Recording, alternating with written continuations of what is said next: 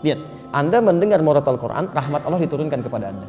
Tapi Anda mendengar taklim, Anda mendapatkan 4 yang diberikan oleh Allah lewat lisan Nabi yang tidak diberikan kepada selainnya. Apa itu yang 4?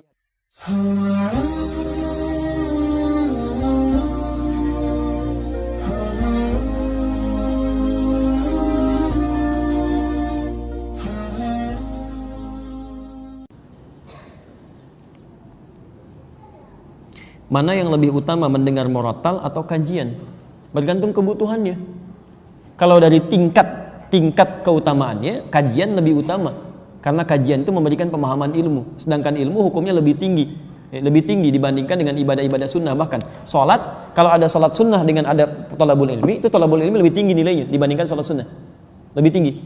Nah, mendengarkan murotal, kalau sekedar Anda mendengarkan dengan memahami isinya, itu lebih penting memahami isinya. Saya beri contoh begini misalnya, kalau ibu mendengar murotal ada pahalanya nggak? Halo? Kalau tidak tahu katakan Allah alam, gitu. Baik. Kalau baca murotal ada pahalanya. Baca murotal ada. Setiap hurufnya berapa? 10 kebaikan. Lihat, baca ada pahala ketika baca 10 kebaikan. Kalau Anda cuma mendengar saja dapat pahala dari situ, pahala mendengarkannya. Ya. Ada 2 ayat di sini yang paling menarik. Satu Quran surah ke-8 ayat kedua. Wa idza tuliyat 'alaihim ayatuhu zadathum imana. Ada orang kalau dia mendengar bacaan-bacaan Quran bertambah keimanannya. Jadi ada orang-orang tertentu yang ketika mendengar murotal Quran ada getaran pada imannya, nah itu melahirkan pahala lebih dibanding dia. Ya, pahala lebih. Ada yang kedua, wa idza quri'al Qur'anu fastami'u lahu wa ansitu la'allakum turhamun. Jika dibacakan Quran kepada Anda, maka simak dan dengarkan agar kalian mendapatkan rahmat. Jadi orang yang mendengarkan bacaan Quran mendapatkan rahmat Allah Subhanahu wa taala. Lihat, Anda mendengar murotal Quran, rahmat Allah diturunkan kepada Anda. Tapi Anda mendengar taklim, Anda mendapatkan 4 yang diberikan oleh Allah lewat lisan Nabi yang tidak diberikan kepada selainnya. Apa itu yang 4? Di hadis Muslim nomor hadis 2010. Majtama'a qaumun fi baitin min buyutillah. Enggak pernah orang kumpul di satu tempat di rumah Allah. Yatsluna kitaballah. Dia kemudian bertilawah Al-Qur'an wa yatadarasunahu fima bainahum. Kemudian mereka membahas itu, berdiskusi, taklim dalam konteks kita. Illa, kecuali diberikan 4 hal. Ghasyiyatuhumur rahmah. Allah akan menaungkan rahmatnya bagi orang itu. Anda mendengar bacaan murotal Quran, rahmat Allah diturunkan. Anda ikut kajian, ikut taklim, rahmat Allah dinaungkan pada Anda. Lihat sini, apa bedanya naungan dengan turun? Perhatikan, ini satu tempat. Rahmat Allah turun. Kalau turun itu kan bisa di sini, bisa di sini, bisa di sini kan? Halo? Baik ya? Ini kalau masuk di sini yang lain kan nggak kena kan? Tapi kalau dinaungi itu kan semuanya kena. Perhatikan, Anda mendengar bacaan Quran, rahmat Allah turun pada Anda yang di sana belum tentu dapat. Tapi kalau taklim, rahmat Allah dinaungkan, semua kena naungan. Satu. Yang kedua, nazalat alaihimus sakinah. Allah berikan sakinah, ketenangan pada jiwa orang yang belajar. Ketenangan. Orang Anda mendengar bacaan Quran, iman Anda meningkat. Ada getaran pada jiwa. Tapi kalau Anda mendengarkan bacaan-bacaan dari taklim, dari pelajaran, bukan cuma meningkat iman, tapi ada ketenangan dalam diri Anda. Ini hadis, kata para ulama, menunjukkan 2 hal. Satu, faidah taklim, mendapatkan kelebihan lebih. Yang kedua, memberikan gambaran taklim yang benar. Taklim yang benar itu berdampak pada ketenangan jiwa. Jadi kalau Anda belajar dimanapun tidak membuat hati Anda tenang, jauh dari Allah, berarti taklim Anda belum sempurna. Tinggalkan, cari yang lebih baik. Termasuk dengan saya, kalau saya tidak memberikan materi yang bisa menenangkan jiwa Anda, mendekatkan Anda kepada Allah, tinggalkan saya, cari guru lain. Cari guru lain. Saya tidak akan katakan harus ikut dengan saya, tidak. Cari guru lain, ambil faidahnya dan dekatkan diri Anda dengan Allah. Yang ketiga, wahafathumul malaikah. Orang yang ikut taklim itu dikerumuni oleh malaikat. Dan yang keempat, wa dzakarahumullahu fiman indah. Disanjung-sanjung oleh Allah sampai selesai taklimnya di sekitar makhluk yang ada di sekitarannya. Anda bayangkan, Anda mendengar murotal Quran cuma mendapatkan 1, rahmat Allah. Tambahan bonusnya getaran jiwa. Tapi kalau Anda ikut kemudian taklim, pengajian dan sebagainya, dan sifat pengajiannya benar, maka 4 diberikan, 1 banding 4. 1 banding 4. Ya, apalagi dalam bacaan kemudian taklimnya itu disinggung tentang ayat-ayat Allah, dibacakan juga, pahalanya ada, plus lagi dengan yang lainnya dan seterusnya. Allah Ta'ala a'lam bissawab. Wah. Ya, ada kemuliaannya walaupun mungkin tidak sama dengan yang datang. Ya, yang di YouTube ada, Masya Allah, Anda jauh masih mau mendengar, ada orang dekat nggak mau datang. Ya, itu luar biasa gitu kan? Ada pahalanya. Ada pahalanya, pahala dia dari belajar, ada perubahannya, ada materi dia catat, dia pelajari, itu pahala besar sekali. Ada pahala besar sekali, walaupun dia tidak hadir ke tempatnya. Ya, ada pahalanya. Jadi pertama, pahala dari pelajaran dia, pahala dari penyimakan dia, pahala tekad dia berubah, pahala setiap dia menulis, pahala dia mengamalkan. Ada banyak sekali. Ya kan kaidah fikihnya begitu. Ma la yatimul wajibu illa bi fa wajib.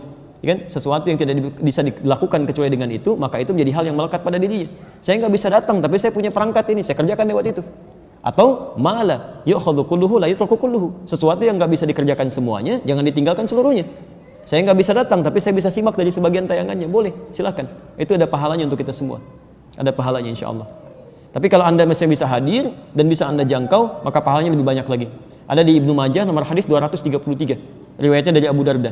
Man salaka tariqan yaltamisu fihi ilman, satu, sahalallahu lahu tariqan ilal jannah. Siapa yang menyiapkan dirinya, bersiap-siap menempuh jalan untuk belajar sampai datang ke tempat tujuan, setiap langkahnya akan dihitung kata Nabi untuk meringankan langkahnya ke surga saat di akhirat. Yang kedua, wa innal malaikata la tad'u ajnihataha ridwan li talabil ilmi.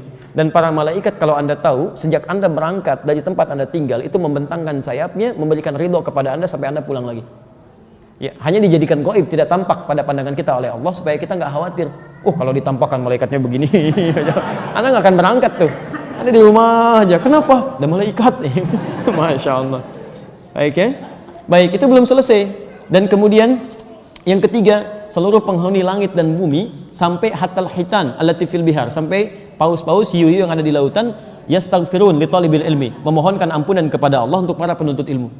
Jadi saat kita belajar ini, Anda jangan kira ya semua ahli langit dan bumi yang beriman kepada Allah, bahkan hewan-hewan itu memohonkan ampunan untuk para penuntut ilmu. Tapi bukan yang biasa yang mau merubah dirinya untuk lebih dekat dengan Allah Subhanahu wa taala. Jadi bukan pelajaran-pelajaran yang menjauhkan Anda dari Allah. Hati-hati. Anda ngaji, tapi dalam pelajaran itu Anda diminta menjauh dari Allah. Semua agama sama, kita mesti menyamakan. Nah, itu bukan, itu nggak ada manfaatnya. Ada keburukan di situ. Paham ya? Baik. Makanya hasil orang taklim benar itu dengan yang tidak benar itu lain. Kalau orang taklimnya benar walaupun banyak macet, nggak ada begitu pulang halangin ambulan misalnya, itu nggak ada. Ya, pasti baiklah, semuanya baik. Jadi saya tidak ingin ada orang-orang yang belajar kemudian, apalagi belajar dengan kita sama-sama menyakiti orang lain. Tidak boleh ada. Tidak boleh ya. Jadi walaupun Anda parkir nanti berikan kesempatan supaya berangkat dengan baik dan sebagainya. Ada yang mencela, balas dengan kebaikan. Ya, jangan diolok-olok. Yang salah itu perbuatannya bukan orangnya. Ya, Anda tahu Firaun? Tahu, kita dengar di Quran disebutkan namanya Firaun, zalimnya luar biasa. Tapi pernahkah Allah menyebutkan nama aslinya? Tidak. Inisialnya aja. Firaun kan dari Faraoh, raja Mesir. Gak pernah disebutkan namanya. Karena yang salah bukan namanya, yang salah perilakunya. Antum lihat Firaun jahatnya luar biasa. Begitu dikoreksi, kesalahannya dikoreksi. Namanya nggak disebutkan, nama aslinya. Ada orang tidak sejahat Firaun, tapi antum celah namanya luar biasa. Digunjingkan, dibully habis-habisan. Antum tuh mau bully orang atau mau memperbaiki kesalahan orang? Itu harus dilihat lagi gitu kan. Coba cek kembali. Nanti begitu sudah selesai minta maaf, materai 6.000 dan sebagainya. Kan nggak jelas seperti itu. Untuk apa gitu kan? Untuk apa? Apakah boleh membaca Al-Quran tafsir tanpa wudhu? Taib. Dalam konteks ini, Imam An-Nawawi dalam kitab At-Tibyan fi Adab Hamalatil Quran, kalau punya kitabnya yang asli warna kuning, terbitan Darun Nafais, halaman 34. Ya, ada di posisi paling kiri di pertengahan paragraf kedua, baris pertama. Ittafaqal ulama, semua ulama sepakat. Ingat, semua ulama sepakat. Lihat. Dalam konteks orang yang tidak punya wudhu, itu masih dibolehkan untuk menyentuh. Ya, menyentuh misalnya mushaf atau ingin membaca, walaupun itu bukan yang utama. Walaupun bukan yang utama. Di utamanya Anda punya wudhu. Jelas ya? Tapi kalau haid itu beda.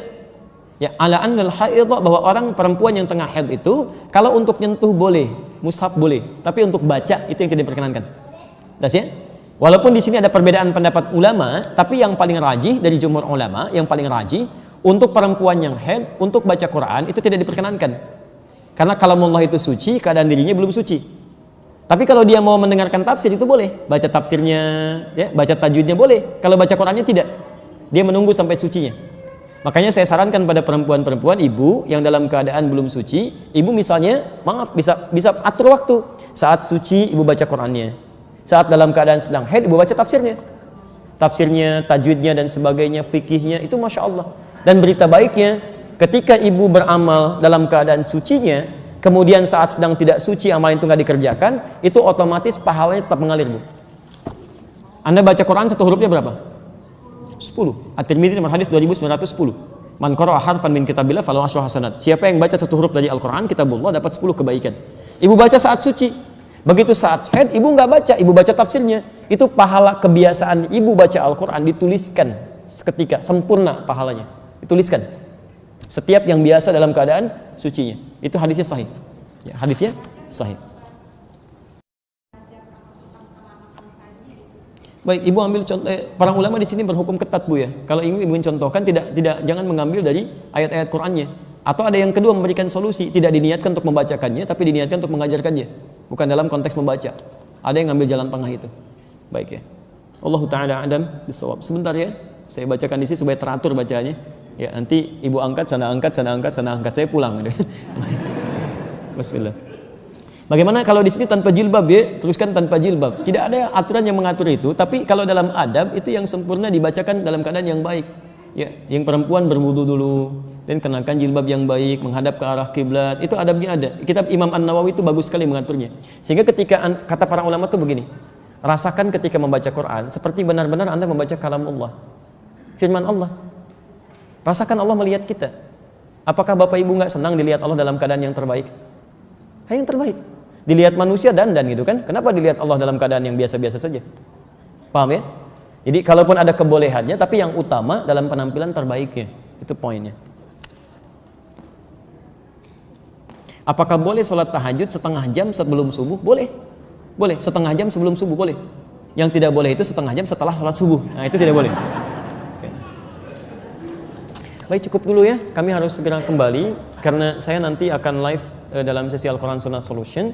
Yang belum terjawab di sini ada 1 atau 2. Insya Allah nanti dijawab dalam sesi Quran Sunnah Solution ba'da maghrib. Tersambung live lewat Akhir TV dari Masjid Al-Ihsan PT MPJS di Bekasi. Dan nanti juga ada sambungan interaktif. Kalau Bapak Ibu akan ada pertanyaan lagi, silahkan nanti disampaikan. Kalau ingin cepat langsung di SMS kan ya ke line dimaksud, nanti akan dibacakan dan dijawab seketika insya Allah. Baik, izin menyampaikan informasi bahwa kita akan lanjutkan kembali di pertemuan berikutnya materi topik biasa kita, yaitu tentang tazkiyatun nafas. Dan saya insya Allah akan siapkan silabus, jadi nanti untuk bulan depan sudah ada rincian materinya. Ini yang dipelajari, outputnya ini. Dan nanti saya siapkan juga, mudah-mudahan bisa menuliskan resumnya untuk bisa dibagikan insya Allah. Baik, demikian Bapak Ibu sekalian. Kalau ada benar itu dari Allah dan Rasulnya. Kalau salah itu mutlak dari saya pribadi, mohon dimaafkan. Satu lagi, bagi yang ingin mendalami materi tadi, belum tersambung, nanti saya hari Sabtu akan menyampaikan ulang dengan yang lebih detail dan ada PowerPoint-nya. Itu nanti bisa di-download. Tapi mohon izin mungkin agak jauh, saya sampaikan dari Malaysia yang tersambung lewat Akhir TV nanti insyaallah. Baik ya. Subhanakallahumma wa bihamdika asyhadu an la ilaha illa anta astaghfiruka wa atubu ilaik. Wa akhiru da'wana alhamdulillahirabbil alamin. Wa afu minkum. Assalamualaikum warahmatullahi wabarakatuh.